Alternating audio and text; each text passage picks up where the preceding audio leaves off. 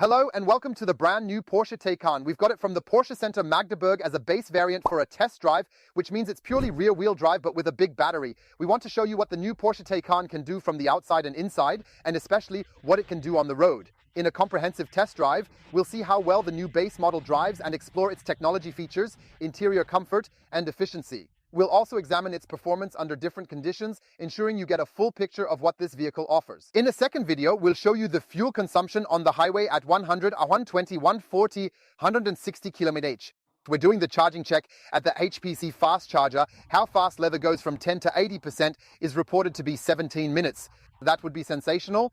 And to make sure you don't miss the video, please check if you're part of the einfach elektrisch community. If not, please support us instead with a subscription. And now we start with the Your OLLI 9 Porsche Taycan. And as always, we begin from the outside, starting from the front, taking first a detailed look at the new and striking front of the Porsche Taycan, which showcases innovative design features. And there, basically, they clearly separated the headlights from the R curtains. That was such an incredibly smooth transition. I absolutely have to say, I like the new look more and more each and every time I see it. Honestly, the better and better it gets. It appears even sportier, more aggressive, and generally more performance-oriented overall. Yes, matrix headlights are standard, and optionally, you can even get them as HD digital ones. Headlights that create an exceptional beam of light specifically designed to ensure the best possible illumination of the road ahead for safer driving. Yes, otherwise we have a very, very nice, neat front lip right down here at the bottom. The base is indeed always made of plastic. However, you can certainly get it painted for an extra charge, just like lots of many other items that are available around. Porsche has done a lot again for the aerodynamics, especially here with the very pronounced air curtains, which are supposed to direct the wind around the front wheels. Here on our base module, we also have some optional extra cost wheels, which aren't, as you can see, aerodynamically optimized at all. They just aren't. They really just aren't, are they, Stefan? No, not really. That looks more like a sports car. So I think even the combustion engine fans out there will really enjoy the unique and very intricate design of the wheel. And yes, we indeed do have it right here in the 21-inch dimension. Yeah, not very much has actually altered or changed on this particular side of it. We still have, well, the electric charging flap continues to remain an optional feature. Otherwise, you can also unfold them manually quite well. We know this, for example, from its sibling and corporate sibling, the Audi e-tron. And otherwise, we have it here nicely in the white base color. I think that's even without extra charge, right? Yeah? It looks fancy. The side skirt also appears to be very plastic heavy, but of course for an additional cost, and if desired, a paint job is available for those who feel it's too plasticky, making it look more elegant and less synthetic. The privacy windows we have included on top, just like the optional glass roof. I'm quite divided about that. On the one hand, a lot of light gets into the interior, but on the other hand, we also have this hot plate effect. And I'll show you that again later inside the vehicle. And yeah, the rear end has slightly changed, particularly in the rear diffuser area with new adjustments. And a highlight is certainly the optional taillights, which also come with the red illuminated Porsche lettering that adds a distinctive touch. If you need it, just write it in the comments. I still think it's a very attractive and incredibly stylish design that stands out. And it is supposed to have become significantly more efficient and also have even more power. We will figure all of this out together in a moment. It's 4.96 meters long, a decent 1.96 meters wide, yet only 1.37 meters high, making the car sleek, harmonious, and performant, just like a Porsche sports car absolutely should be. 2.90 meters is the wheelbase, and you get two different battery sizes. Base is 83.7 kilowatt hours net, or then with the Performance Plus battery, for an additional cost of around 5,000 euros, that's that too, which gives you an impressive range and superior performance that's truly remarkable in every sense. 97 kilowatt hours net, which is also what our test vehicle here has. It always starts with rear wheel drive, which means here at the rear axle there's a motor driving the rear axle with 320 kilowatt peak and up to 435 HP in overboost, which accelerates you from 0 to 100 in 4.8 seconds, allows you to drive up to 230 km/h, but at 420 Newton meters of torque, it's a bit moderate, Stefan, isn't it? I think that sounds relaxing. When I think of my EQS, which back then had rear-wheel drive and only 333 horsepower, it had 560 Newton meters. Yes. Let's see where he charges. Here through the electric charging flap and standard AC 3-phase with 11 kW, ensuring a reliable charging experience. You won't find the optional 22 kilowatt charger in the extras list yet. I don't know if you can order it later for future models or if it needs to be done up front. In any case, you probably can't retrofit it afterwards, and that's also a bit of a downside because let's assume we have the 105 kilowatt hour gross battery, then we need at least 11 hours to go from 0 to 100%. And actually, with such a high performance car as this one, I would have expected 22 kilowatts as standard on board. For that, it can charge very quickly with DC, up to 320 kilowatts at stations supporting 800 volts, enabling rapid charging.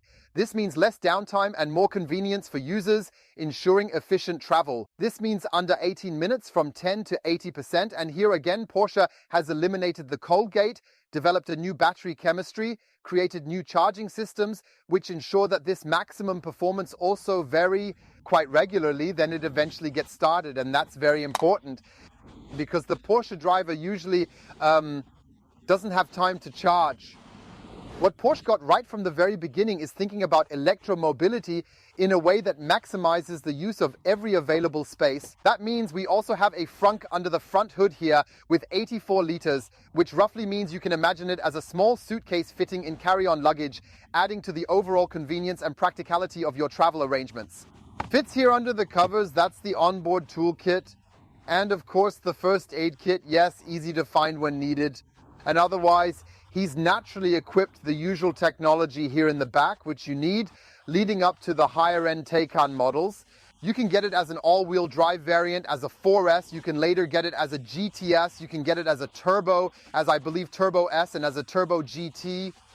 So even there, you get over 1,000 horsepower. What's nice is, here in the front, the filling, as I find, here for the washer fluid. You can get to it really easily, just like that. Yeah, what closes manually also opens manually quite simply, so vice versa and in reverse. What opens then closes. Ah, yes, very nice. For many, a proper trunk is much more important than a frunk, meaning a rear luggage compartment. And now let's take a look at the 409 liters of the Porsche Taycan. What I don't like particularly so much about the overall design is indeed this button that's just integrated into the bumper. I find that a bit disappointing, Porsche. With a bit more attention to detail, perhaps a different solution could have been achieved. Yeah, 409 liters, that's quite decent for a sedan. For a notchback, I believe it's a good capacity. If you then add the 84 liters from the front, you end up with almost 500 liters of storage space. I find that very, very reasonable for a sports car like this. We have a double loading floor where a Type 2 cable and a Schuko emergency kit can also fit. We have optional storage compartments on both sides depending on the sound system. These are quite useful for keeping the interior tidy and storing small items you might need. And if the 409 liters aren't enough, you have the option to fold down 40% of the rear seat on the passenger side, increasing your available storage space. And then once again, on the driver's side, about approximately 60%, give or take a bit, so that we end up with a total volume of over 900 liters. And you also have the option to fold down just the middle section. I haven't found where the switch is located quickly just yet. So that you also have the option to either load just one long item or a pair of skis through here. I genuinely think that's truly remarkable for anyone who might actually want to consider taking the Taycan on a memorable ski holiday. Let me guess. Closes electrically. Very nice. I always find that to be really great. Such a fantastic electric tailgate. And if the trunk volume is not enough for you, you also have the option to mount a roof rack here with, I believe, a 75 kilogram load capacity. And there are also nice ski boxes available with the Porsche label. Who wants to show some brand loyalty? Where I'm a bit sad, where I'm genuinely a bit sad, is that we unfortunately don't yet have an optional tow hitch available here at this site, right, Stefan? That was indeed quite funny, don't you think? I can just imagine it. A beautiful Porsche Taycan, a big fat tow hitch, 3.5 tons of towing capacity, and then somehow a horse trailer or our Dutch friends with a camper trailer. That would be a stylish pair, wouldn't it? That definitely caught the colleagues' attention on the highway, definitely. Outside, we showed you everything. Let's go inside, and first, as always, let's do the windshield check to ensure it's perfectly clean and clear for safe driving. That means here we have single glazing as standard, but for an extra 1,300 euros, you can also get double glazing, 2 panes connected with a thin but effective film, noise insulation, and even additional privacy glazing for a more enhanced living experience that truly upgrades the windows.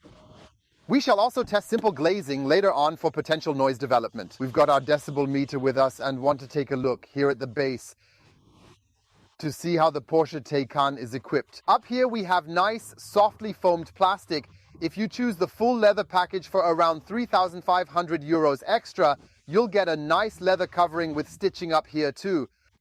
Here we have a simple ripple pattern at the base. I think it looks quite stylish. Then here again in dark gray. Here also everything again, soft plastic foam, and down here, then leather also nice with the stitching, and down here again a soft plastic. I like that. And look, Stefan Porsche can still do it amazingly well. Here, nicely lined with a soft and plush carpet, so nothing rustles at all and nothing rattles. And our subject also has the Bose sound system optional. I think it's a good 12-13 euro extra on board. So I genuinely think you can also build superior high quality door panels even at a basic level, and I must say, Porsche, hats off. Welcome once again to the interior of the Porsche Taycan, and what immediately stands out is this curved semicircular bike display with touch function where you can control several vehicle functions including navigation and lighting. What our base model doesn't have is the optional head-up display, which you can get for about 1,000 euros extra. We have here the very, very nice GT steering wheel installed, where you also have the steering wheel heating hidden behind it. If you choose them and where you have a proper multifunction, then also with haptic buttons that work very, very well, you can manually adjust the steering wheel height and distance here. And I think in some vehicles there are also electrically adjustable options, though I'm not sure if the Taycan has that, but it's practical. And here we have the drive mode switch, where you can switch between range, then normal, sport, and sport plus. This provides drivers with versatile choices for various needs and driving conditions. These options enhance driving flexibility, making the experience tailored and enjoyable. Yes, that naturally also affects the air suspension, which is included here, where it then adjusts the vehicle level accordingly, plus the adaptive dampers to either comfortable or sporty. Driving modes. We've seamlessly integrated the gear selector here, as well as the park button. Not to forget, there's a power button on the left side, which I think you don't really notice when it's necessary, because the vehicle could also be started that way. Yes, and then there's an armada of displays. Always included is the infotainment display. It has also received a newer version. You can see it very, very well here with the colorful tiles, where you have many functions, even up to Apple CarPlay wireless integrated, and I believe also Android Auto. So this is a really great story. It's supposed to be opened up more and more, allowing third-party apps to be used eventually, which will enable developers to tap into new and exciting functionalities. Not just to watch our videos, but maybe also Netflix and other providers. Yeah, in addition, we have the third display here to control the air conditioning, or when you're charging, also to check the charging status. That is very, very well done. Here you'll also control a few vehicle functions like the seat heating, which you have on board here. And optionally, there would be seat ventilation and the seat massage. Yes, in addition to that, if you want it, for another 1,000 euros upgrade, you get a passenger display which has a film so the driver can't look at it and the passenger can use entertainment undisturbed. This ensures a more private and enjoyable experience throughout the trip with enhanced privacy and comfort. Undisturbed for that reason, because before, whenever the driver looked over, the display would usually go black. Just like with the hyperscreen, Mercedes EcoS.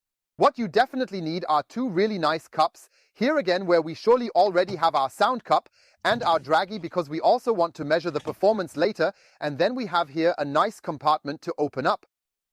Not that big, with two USB ports with a 12-volt battery and a small ventilation. And here we also have the inductive charging option for the smartphone, which is also slightly ventilated so that in the end, the phone does not overheat. I think it's a very, very, very good option.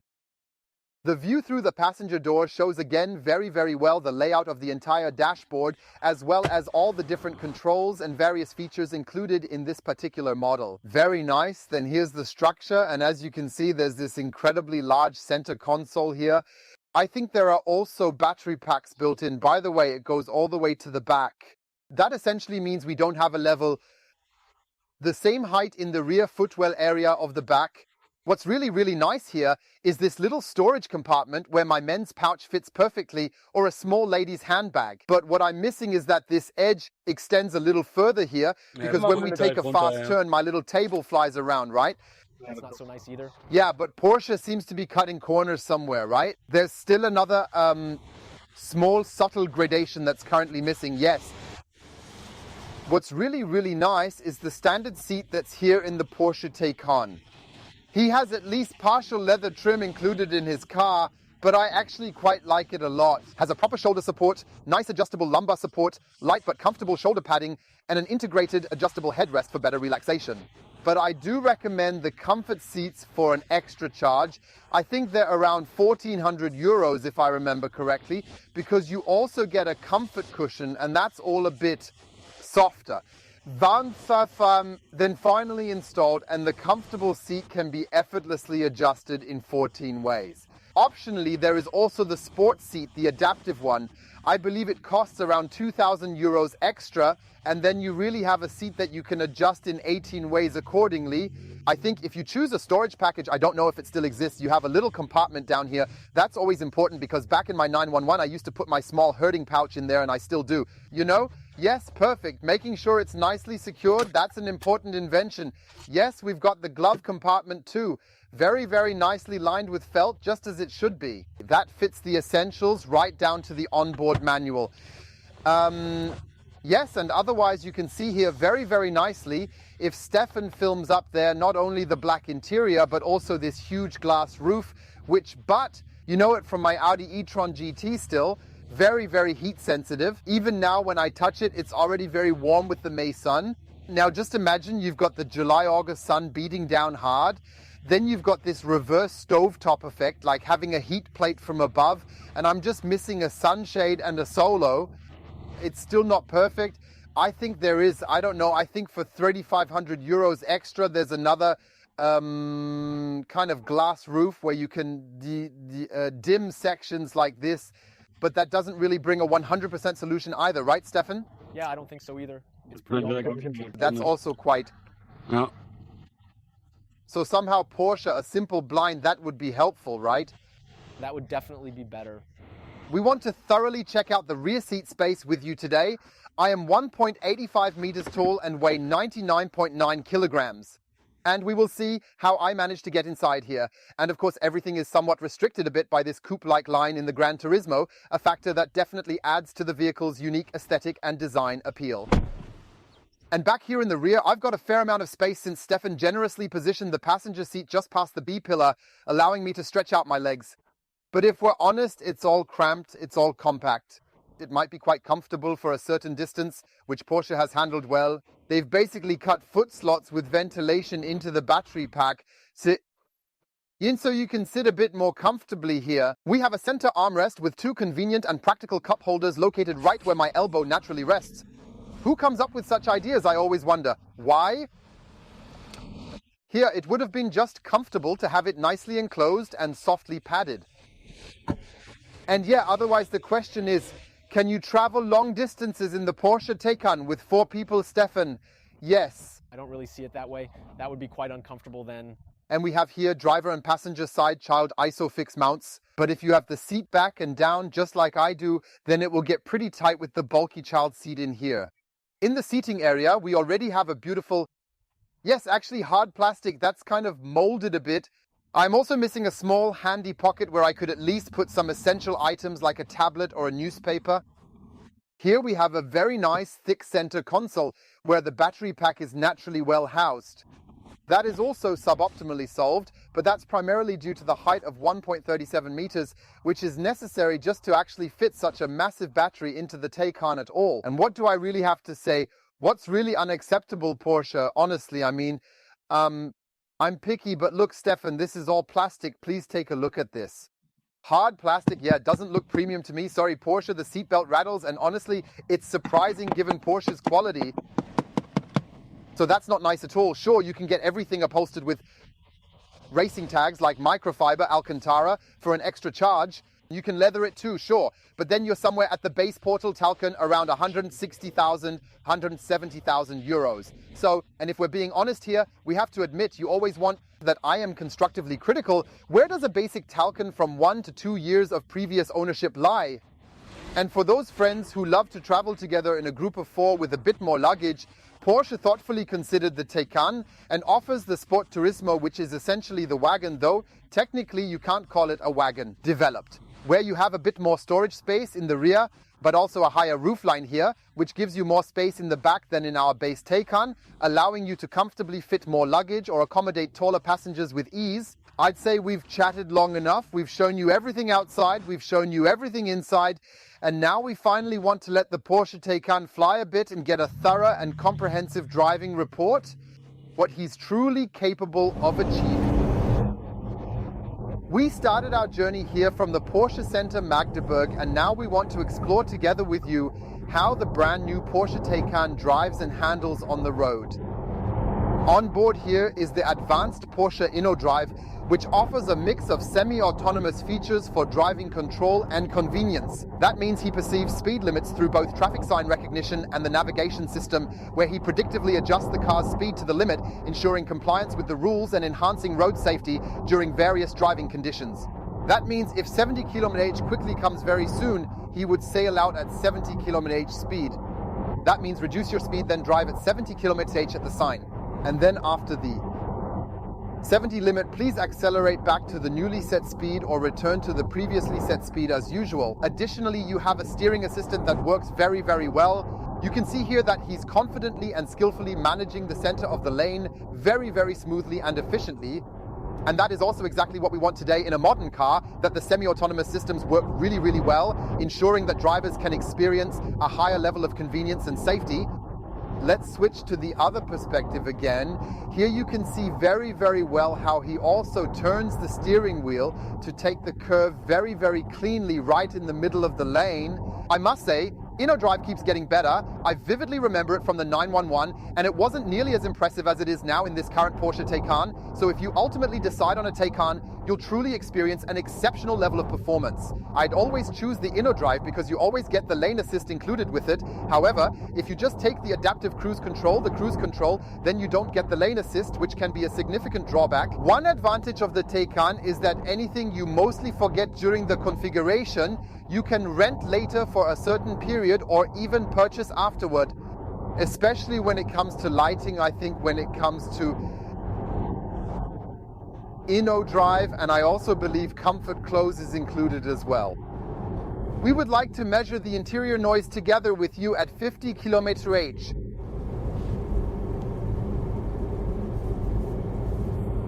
(57, 58 decibels with single glazing. That's almost at the level of the Mercedes S-Class, right? That is very good, yes. Wow, Porsche, we're accelerating all the way up to 70.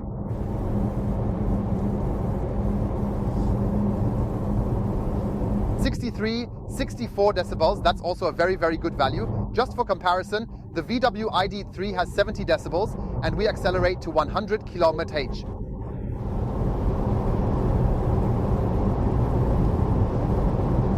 (64, 65, 67 decibels. That's also a top value. For comparison, an ID.3 is around mid-70 decibels. Hats off to Porsche. And you can also get the noise-reducing glass with thermal insulation as an option, which I always prefer.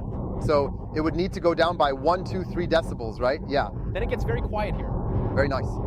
So did we switch to Sport Plus? Yeah, I thought we'd do a 0-100 test here, right? Yes, that's a good idea. I started the Draghi. Here's the GPS antenna. Give me a countdown. 3, 2, 1.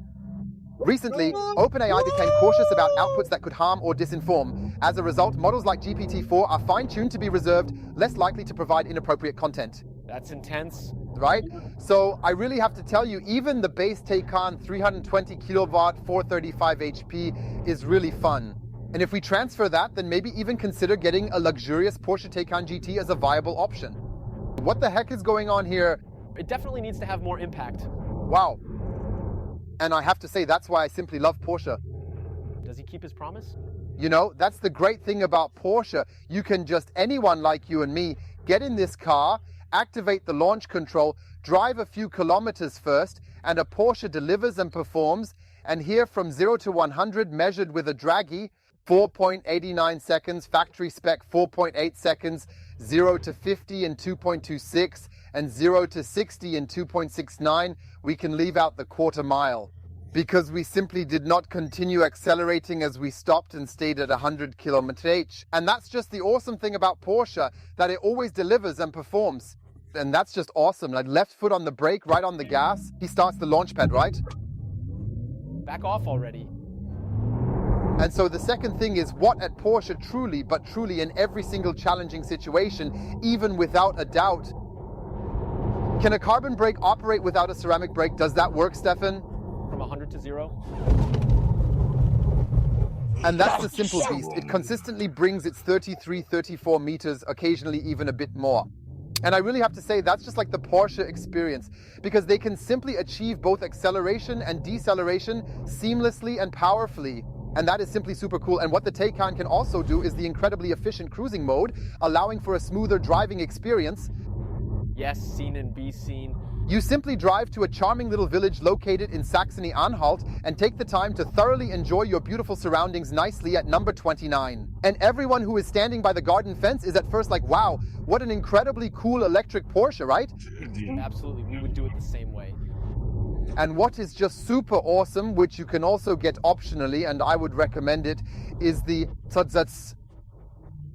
camera system, which we now want to try out with you, where you first have a nice high-resolution rear-view camera, where you can really nicely and comfortably reverse park sideways on a gentle slope, making it an effortless and pleasant experience every single time you do it. And where you can then very, very beautifully look here at the truly lovely and enchanting side of the picturesque area. Then for the curb, I'm really eager to show you this amazing thing to make sure that your fancy 21-inch wheels most definitely do not get scuffed up anywhere within this place. That means you always have the chance to really, really thoroughly check out the parking situation here before deciding. Different modes, I have to say, Porsche nails it perfectly every time, huh? That's really cool. And when you drive out again and have an entrance like this one, sometimes you can't even tell if anyone is coming, which is why it's very important to also have a really fantastic front camera installed. I have to say, Porsche nailed it with a 360-degree camera system because with small, low sports cars, it's brilliant and highly practical. It's a game changer in tight spaces and ensuring safety. Yes, so we have a turning circle of 11.7 meters. That's not exactly best in class, is it? No, we optionally have rear wheel steering.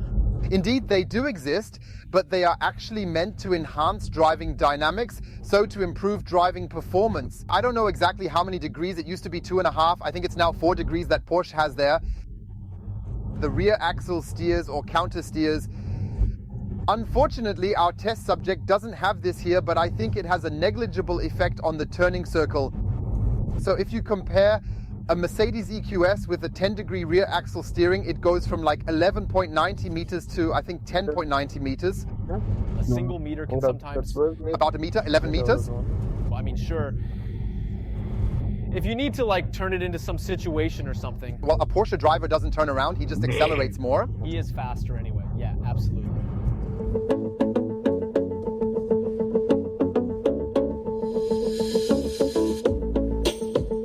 Oh, pretty nice, right? Bose is a sound system. Yeah, but remember the track experts in my 911, right? Yeah, okay. Nothing beats that.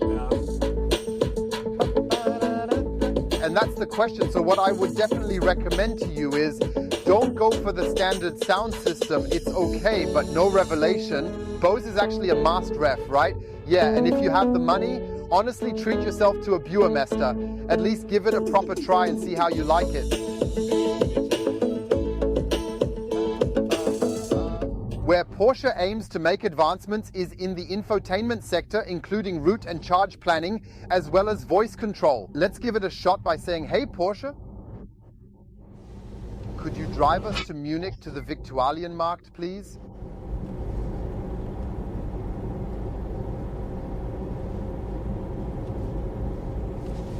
Would you like directions?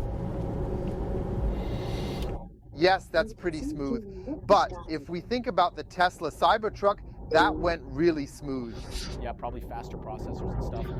Now he's working on the detailed loading plan for us. That's fine and acceptable. We don't have much battery left. If I see this correctly, that's 2 stops. We should recharge soon, right? Yes, like, that makes sense. Now we can scroll in and out a bit. That's fine.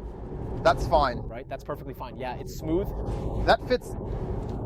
Let's talk about the ride comfort. What does the seat of the pants feel, Stefan? Well, it's a bit like Porsche, a bit firm. I mean, not hard, it's firmly comfortable. Let's say it. What's this cool thing? I have to say, in comfort mode, I actually think it's really great. Yeah, like I said, the seats, I'd prefer more side padding since you slide around, which is distracting and uncomfortable, especially on longer trips. What you shouldn't expect now is this kind of French comfort, where you might be cushioned like in an S-Class because we're still in a sports... I was just about to say, it's still a Porsche after all. But I think the air suspension does a really, really good job. And for anyone whoever desires the ultimate edition can easily book the Porsche Active Ride package, priced at just over 8,000 euros, and enjoy an enhanced driving experience. Where you also have this boarding and a lighting aid, feel free to check out the video. We compared the new Porsche Taycan with the old one to see what has changed. There you can see very, very nicely the state-of-the-art Porsche Active Ride suspension, which should ensure during the ride that it leans perfectly into the curve like an ice train does, providing a smooth and stable driving experience even at high speeds. So that you truly lose that sense of gravity a little more, even when seated inside the car, adding to the surreal experience. That's really cool. So this is next level. I certainly hope that we'll be treated with a fantastic new car from the prestigious Porsche Center Magdeburg again soon, perhaps with innovative Porsche Active Ride, so we can show it to you all in even more detail at its very best. Whether the 8,000 euro extra price is really worth it. Last but not least, we also want to talk a bit about the consumption here. We will also do the second video with the fuel consumption test on the highway at 100, 120 and 140. But we do have a value here. The car has run 2,537 kilometers. This automobile is a demo car at the Porsche Center in Magdeburg and has an average consumption of 25.5 under full load. Kilowatt hours per 100 kilometers. Quite decent, right? Yes? Average 61 km/h. You must not forget, with a Porsche Taycan, it's all about performance first and foremost. And then maybe in the second step about efficiency. And for the fact that it's basically like a shared car that everyone drives, I actually think that's pretty good. Yes, that's fine. Let's now come to the interim conclusion with the Porsche model. With the cash model, you mean? Well, the base model starts at 101,000 euros, and that's already a price range for many, including myself, where I think everyone takes a deep breath first, right? Yeah. Definitely. I think you mean because it's the base model with rear-wheel drive, 320 kilometers, which I believe is completely sufficient. So if you don't need all-wheel drive, you're actually very well off with the basic model here, right? Absolutely. And I think Porsche, especially the Porsche Center Magdeburg, currently has some really great, interesting leasing offers. You should definitely check that out.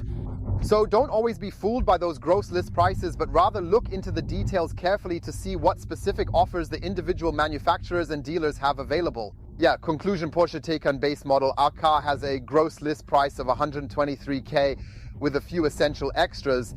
Performance battery, large battery, Porsche indoor drive, surround view. So the things you basically need, yes. Nothing's missing now.